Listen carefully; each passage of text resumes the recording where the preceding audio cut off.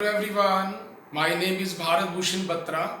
Welcome back to another session of the pronoun. Today I will teach you the seventh and eighth kinds of the pronoun. The seventh kind of the pronoun is emphatic pronouns, जिसे हिंदी में सुनिश्चित वाचक सर्वनाम कहते हैं. The pronouns which are used with nouns or pronouns for the sake of emphasis are called emphatic pronouns.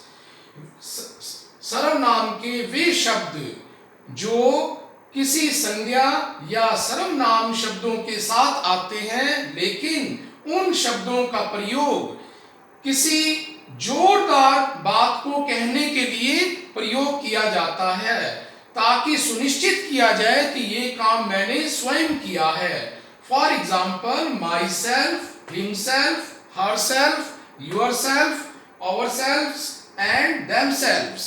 Important note is here: reflexive and emphatic pronouns are identical, means same in the form, but one answer the question and the other lays emphasis. See, in the two sentences, in the first sentence we see, I heard myself. Where? Heard whom? Myself. पहले sentence में हम ये देखते हैं कि वह स्वयं को चोट पहुंचाता है. यहां पर किसी क्वेश्चन का जवाब दिया हुआ है. हर्ट whom, किसे चोट पहुंचाता है? Myself, अपने आप को. तो यहां पर हम ये कह सकते हैं कि whom का एक प्रकार से क्वेश्चन का जवाब दिया जा रहा है, इसीलिए पहला सेंटेंस रिफ्लेक्सिव प्रोनाउंस में काउंट होगा. लेकिन सेकंड सेंटेंस में हम देखते हैं कि आई माई सेल्फ लॉक्ड इट. अब इस सेंटेंस में nobody else but I lock the door. मैं स्वयं उस कमरे को बंद किया है, मैंने उस कमरे का स्वयं ताला लगाया है. यहां पर किसी बात को एक प्रकार से एम्फेसाइज किया गया है. In third sentence we see that the principal himself talked to the students. Principal ने स्वयं बच्चों से बातचीत की थी.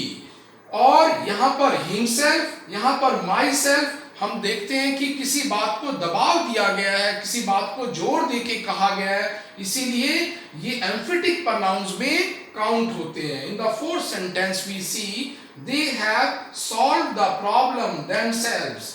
उन्होंने अपनी समस्या का खुद ही निवारण किया, खुद ही सॉल्यूशन किया. तो यहाँ पर जो themselves है ये emphatic pronouns में काउंट होता है. Fifth one, you must do this work yourself. आप अपना काम स्वयं करोगे या तुम अपना काम खुद करोगे.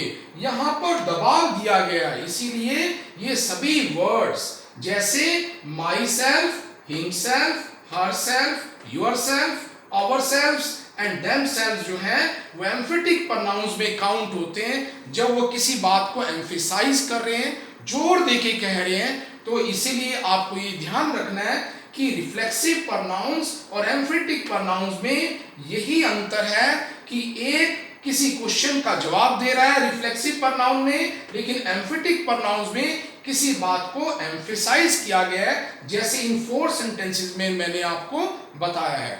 अब मैं एट्थ काइंड जो है डिस्ट्रीब्यूटिव प्रोनाउंस लेता हूं प्रोनाउन की, जिसे हिंदी में वितरणवाचक सर्वनाम कहते हैं. The pronouns which refer to persons और things one at a time are called distributive pronouns. सर्वनाम के वे शब्द जो किसी व्यक्ति या वस्तु का सिंगुलर में, जो एक प्रकार से एक वचन में संकेत देते हैं कि वे एक समय में एक ही व्यक्ति को लेंगे, वे सभी डिस्ट्रीब्यूटिव प्रोनाउंस में आते हैं.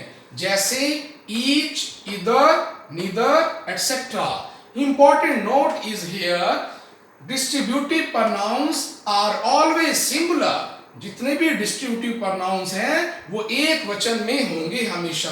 And also follow singular verb. इसके बाद जो वर्ब भी आएगी वो भी सिंगुलर होगी. For examples, first, each of us has some money. हम में से प्रत्येक के पास कुछ ना कुछ धन है, इसका मतलब सभी के पास है। तो यहाँ पर भी हम लोग ये देखते हैं कि हैज जो है वो सिंगुलर वर्ब आई है, और ये हम में से एक, हम में से प्रत्येक, ये भी सिंगुलर है। Next sentence, neither of the boys has come. सभी लड़कों में से कोई भी लड़का नहीं आया। It means neither one nor the other. It means यहां पर कोई भी एक भी लड़का नहीं आया, यहां भी सिंगुलर है।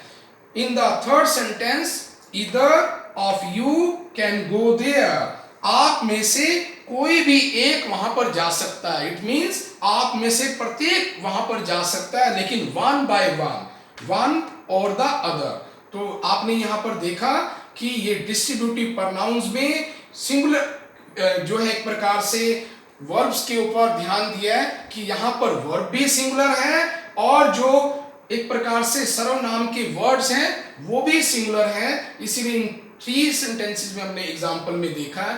तो today I have taught you the 7th and the 8 kinds of the pronoun, and tomorrow I will teach the 9th and 10th. So I think you must have enjoyed today's video.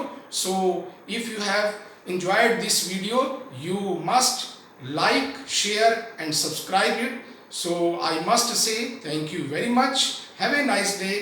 I must meet you in the next video.